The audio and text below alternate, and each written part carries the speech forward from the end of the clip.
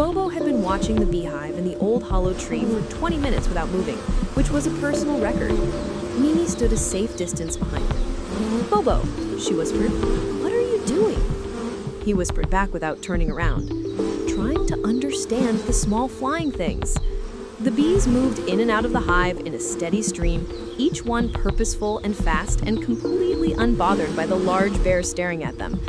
Bobo leaned approximately 1 inch closer.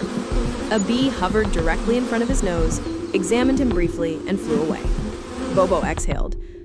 Mimi came and sat beside him carefully and explained.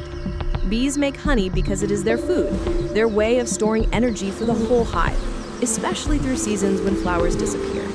A bee flies from flower to flower, collecting a sweet liquid called nectar deep inside each bloom.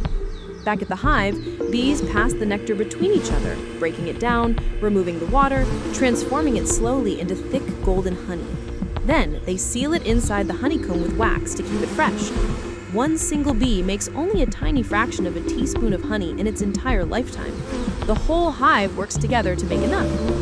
Bobo processed this quietly. So every bee, every single one, working their whole life? Mimi nodded. For the hive, not for themselves. Bobo looked back at the steady stream of bees flying in and out. Something shifted in his expression.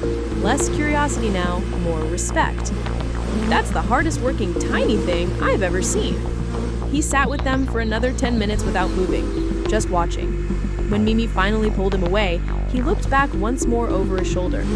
"I'm never complaining about anything again," he said seriously. He complained about a stick poking his paw approximately 4 minutes later, but the feeling had been real.